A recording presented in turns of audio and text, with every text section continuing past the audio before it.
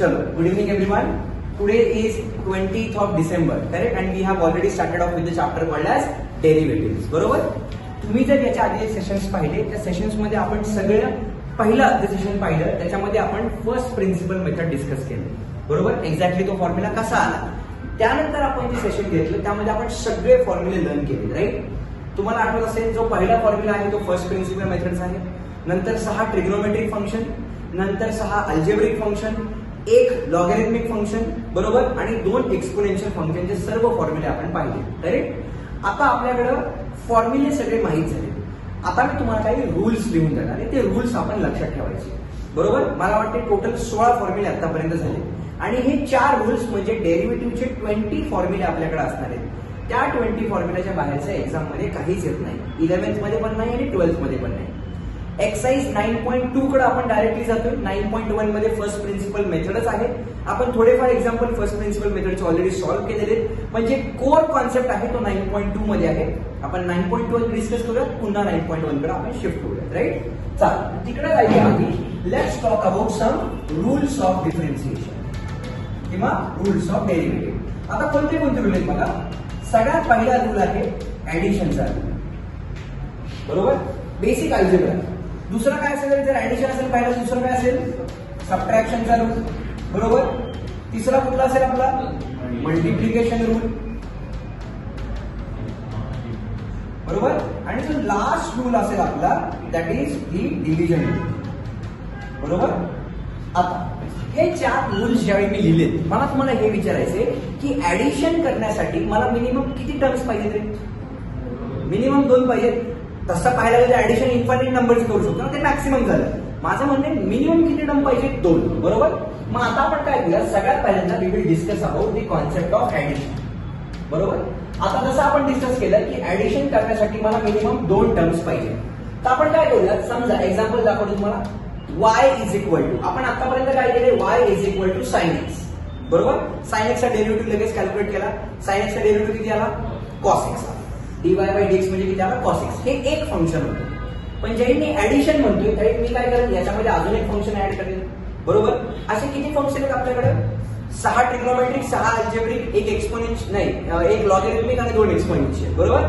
या सगळ्या फंक्शन पैकी, या 15 फंक्शन पैकी कोणतेही फंक्शन इथं असू शकतात. त्या दोघांची ऍडिशन आपण करणार आहे. बरोबर? मग ज्यावेळी आपण ऍडिशन करतोय त्यावेळी ते फंक्शन कुठलेही 15 फंक्शन पैकी एक असेल ना. बरोबर ना? तर मी काय करतोय, पहिल्या फंक्शनला u अज्युम करतोय आणि दुसऱ्या फंक्शनला v अज्युम करतोय. मला काय म्हणायचं कळालं? बरोबर? चला तर मग आपण काय करूया, याला डिफरन्शिएट करूया. So differentiating with respect to x. बरोबर?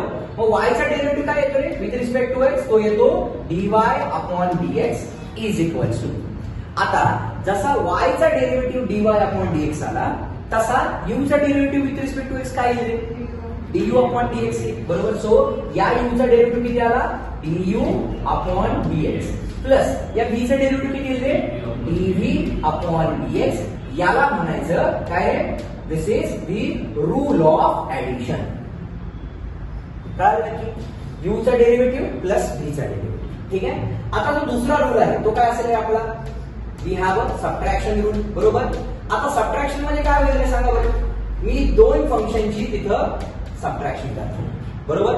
चला मग आता हा रूल काय म्हणतो, let's differentiate with respect to x. बरोबर? जर मी डिफरन्शिएट केलं तर इथे काय मिळेल बघा, dy upon dx is equals to काय आन्सर मिळेल आपल्याला? It is du upon dx minus dv upon dx. याला म्हणायचं रूल ऑफ सबट्रॅक्शन. मग याला वाचायचं कसं बघा. जर याला अजून थोडं सिम्प्लिफाय केलं मी, लेट सपोज मला याला एकदम प्रॉपरली सिम्प्लिफाय करायचं. बरोबर? या दोन्ही रूल्सला तर मी कसं लिहू शकतो बघा, चेक करा. y ची व्हॅल्यू काय आहे आपली?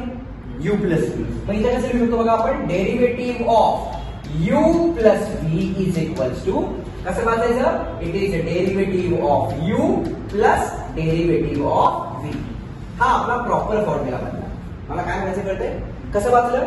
Derivative of u plus v is equals to derivative of u plus derivative of v. In similar way जर आपण सबट्रॅक्शनच्या केस बद्दल बोलतोय, इथं u काय, y काय रे माझा?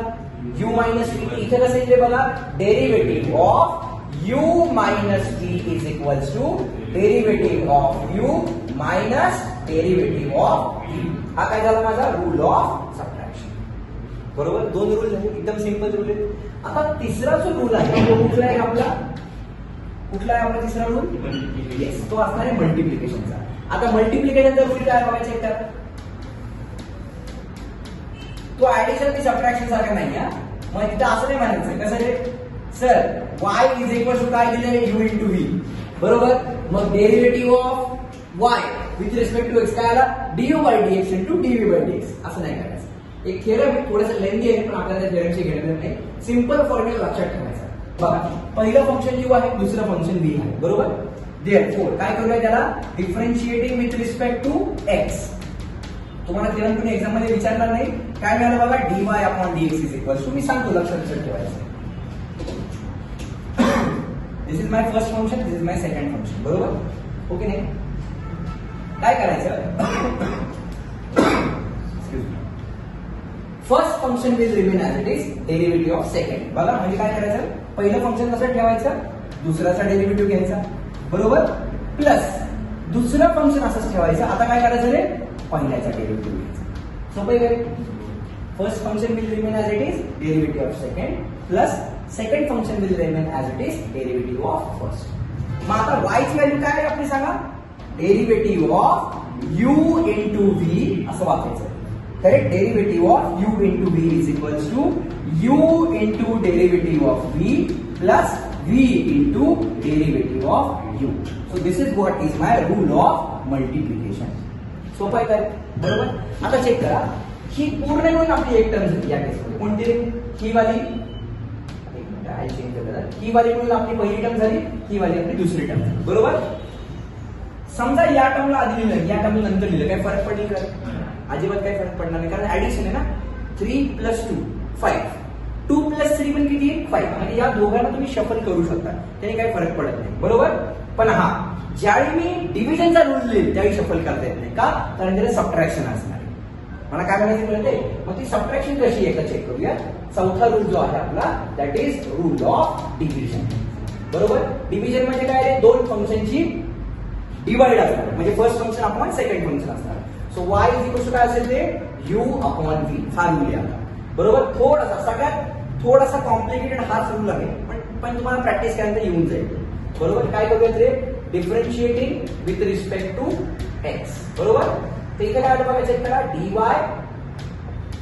Upon dx is equal to, आता इथं सुरुवात कशाने केली होती रे? u ने केली होती. इथं सुरुवात v ने करायची. म्हणजे काय बघा, first second function will remain as it is, derivative of first. बरोबर, इथं मायनस साइन येतं. First function will remain as it is, derivative of second. बरोबर, आणि अपॉन याच्या खाली लिहायचं स्क्वेअर ऑफ डिनॉमिनेटर. फक्त हा रूल तुम्हाला थोडासा प्रॅक्टिस नंतर लक्षात येईल, पण एकदा हा रूल लक्षात आला ना, फक्त याला उलट करायचं, म्हणजे मायनस साइन द्यायचं ना अपॉन व्ही स्क्वेअर. या 4 रूलवरतीच तुमचा 11वीचा आणि 12वीचा पूर्ण चॅप्टर डिपेंडेंट आहे. म्हणजे टोटल डेरिव्हेटिव्हचे फॉर्म्युले आहेत किती रे? 20. ते 20 फॉर्म्युले आले, पूर्ण डेरिव्हेटिव्ह आपल्याला ऑटोमॅटिकली येऊन जातो. हा, जे 12th मध्ये जाईल त्यावेळी तुम्हाला इनव्हर्सचे अजून काही फॉर्म्युले सांगेन, पण आता पुरते हे 20 फॉर्म्युले बस, संपला, डेरिव्हेटिव्ह संपला.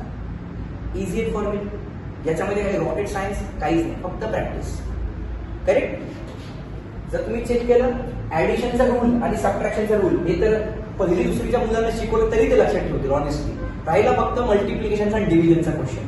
त्यामध्ये काय करायचं? First function will remain as it is, बघा बरं, derivative of second plus second function will remain as it is, derivative of first. Simple आहे ना की? जमेल? शुअर? डन.